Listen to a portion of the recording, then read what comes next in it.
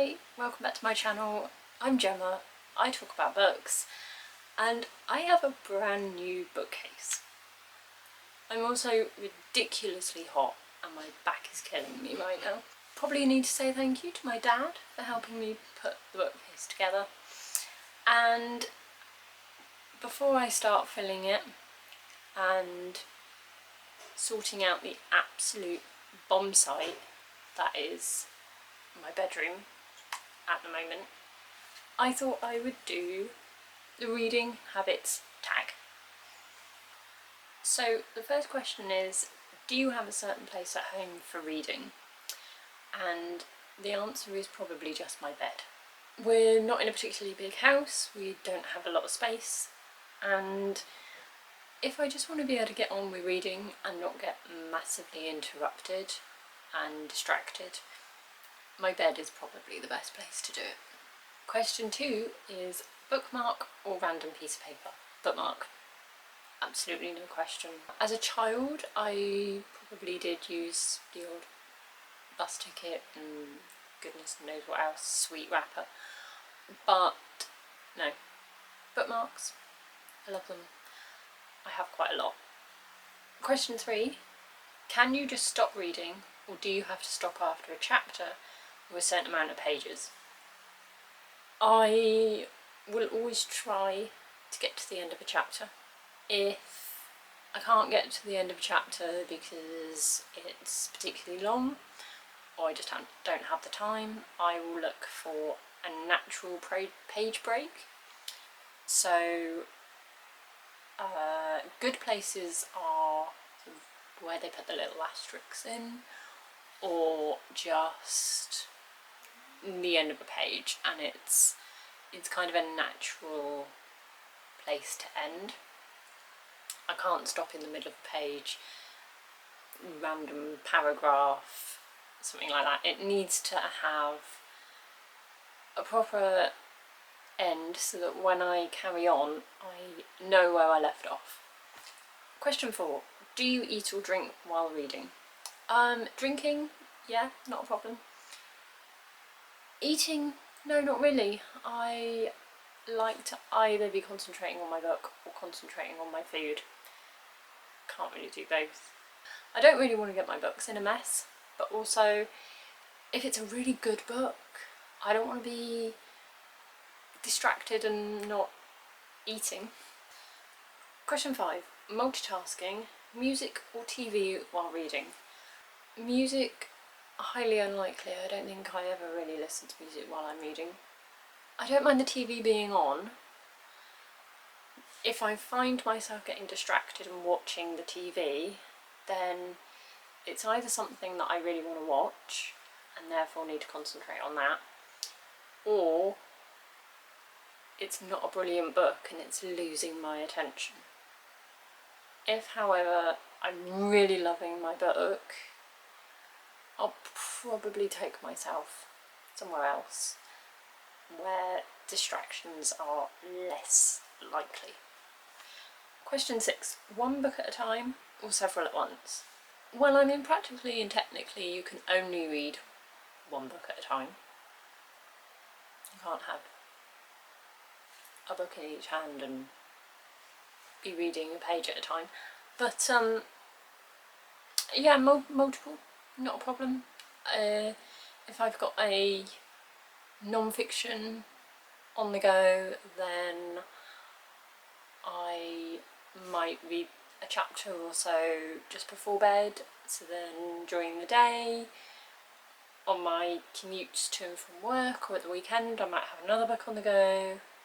I don't like having two similar genres. They've got to really be quite distinctive books so that I don't get confused. But yeah, I can have an audio and a physical book on the go, that's fine. Question 7, reading at home or everywhere? As I've mentioned, I read on my commutes, so I read at home, I read on the bus. If I'm walking, then that's a good time to have an audiobook. I don't really like reading outside. I find trying to read in sunlight really affects my eyes, and I just can't do it, and I'm more likely to get a headache, so I just don't tend to do that very often. But yeah, anywhere else is fine. Question 8. Reading out loud or silently in your head? If you're not reading to children, or in a classroom environment yourself where you're studying some text, I don't really understand why you would be reading out loud. I find that weird. So silently in my head.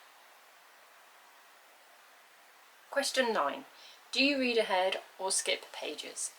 I don't tend to read or skip ahead, but I will, when I start a book, look to see roughly how long the chapters are, and just how long the book is in general. If I find myself, while I'm reading, looking ahead to see how much more have I got to read, how much longer is this chapter, and I'm kind of wishing the time away, then I'm considering a DNF. It's very rare that I will be looking ahead with a book that I am loving. Question 10. Breaking the spine or keeping it like new? I have never intentionally broken a spine on a book. I will try to keep a book looking as in good condition as possible for as long as possible. It's just the way I was brought up. My mum and dad were very strong on looking after your possessions. You know, if you spent money on something, you look after it. I don't mind, however, buying slightly battered books. So for me, there's something about vintage horror books that having a little bit of damage kind of adds character to the book.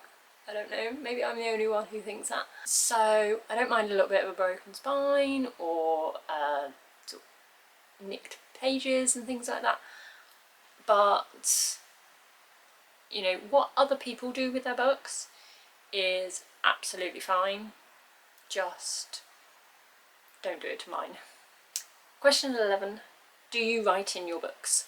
Absolutely, categorically, no. Just no. I haven't written in a book since I was at school and having to annotate, and I hated every second of it. And that's different to breaking spine and an old book looking old. You know, I really don't like buying books and seeing people have written stuff in their books. I just don't like it. I lent somebody a book a very long time ago, and when she returned it to me, she had written in it in biro thanking me for lending it to her and telling me how much she enjoyed it. And I can't even put into words how much I was infuriated and slightly devastated that she had felt the need to pretty much graffiti in somebody else's property. You know, I lent her a book, she gave it back to me, brilliant, but she'd written in it. Why? And that is one of the reasons why I don't lend books out anymore, because it really upset me at the time. So yeah. But no, I don't write in books. And then question 12 is to tag other booktubers. So I'm not going to actually tag anybody. This is an old tag. God knows how many people have done it over the years. I can't remember who made this tag in the first place, but if I can find it out, they will be linked below. If you are new to BookTube and you have not yet done this video, then consider yourself tagged and go and do it. And then when you have done this tag, pop your link in the comments and I will go and check out your video. So they are my answers to the reading habits tag. I am now going to go for a lie down because I'm absolutely exhausted, and then I've got to spend time filling up these shelves, which we all know how much fun that is. And I will be back at some point with another video. Bye!